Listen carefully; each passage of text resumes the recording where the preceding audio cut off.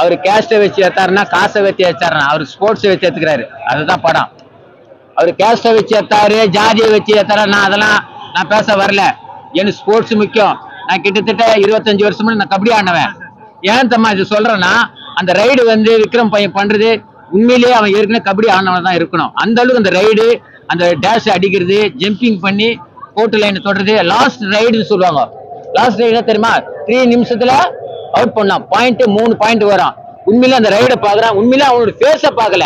சில பேர் ஃபேஸ பார்ப்பாங்க பாருங்க. ஆனா இந்த மேட்ச் மட்டும் காலை தான் பார்க்கணும். அது எப்படி வருதுன்னு அப்படி தட்டுறது எல்லாமே இந்த காலில் தான் இருக்குது. ஏன் விஜய் எல்லாம் ஆடிக்கிற போல இல்ல, கில்லி எல்லாம் பாத்தீங்களா? என்னையா நீ கில்லி படத்தை ஏத்துக்கிறீங்க, இந்த படத்தை அதுவும் கபடி தானே. ஒரு பொண்ணை பார்த்தல உருகி லவ் பண்ணு இல்ல வேணாம், எனக்கு கோல்டு தான் மெயின், இந்தியாவுக்கு பெருமை தந்து போறா போல. அதுதான் கதை. இது என்ன கொஞ்சம் மாறி செல்வது அப்படி கொண்டு வந்து ரவுடியை கொண்டு வந்துக்கிறாரு. அவர் தப்பு பண்ண மிஸ்டேக்கே அதுதான். நான் அடிச்சு தர மாறி சொல்றாரு.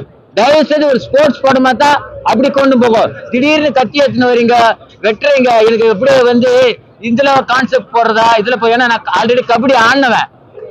நாங்க நடத்தினோம் நேதாஜி கபடி குழு, வவுசி, இது மாதிரி பெரிய ஜாம்பவான் பேர்லாம் வச்சுதான் கபடியை தொடங்கி இருக்கிறாங்க.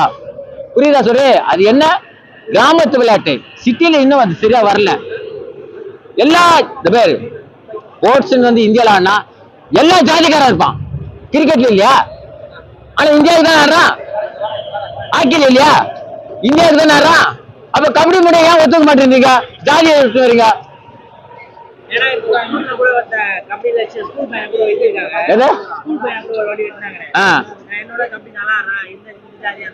உண்மையிலே கண்டிப்பா இருக்கும். ஒரு கேம்னா எல்லாத்துல போட்டி இருக்கும், பொறாம இருக்கும், எல்லாம் இருக்கும். ஏன் கிரிக்கெட்ல 2020 போய் சாவலியா? 2020 போய் சாவலியா மேட்ச்னா? அதே மாதிரி அந்த ஊர்ல வளரக்கூடாதுன்னு சில பேர் பண்ணுவாங்க. வளர்ந்துட்டானா நம்ம மதிக்க மாட்டான்னு. அதுதான் அந்த கலவரம். அதுதான் அப்படி எடுத்துக்கணும். நம்ம ஊருக்காரன் ஒன்னே ஒண்ணு சொல்றேன். நீ ஆல்பா மேல் மாறியோ சிக்மா மேல் மாறியோ, சிக்மா மேல் மாறினா அவன் லவ் கூட பண்ண மாட்டான். கோல்டு அச்சீவ்மெண்ட் தான் பண்ணுவான். கோல்டு தான் அடிப்பான். புரியுதா நான் சொல்றது?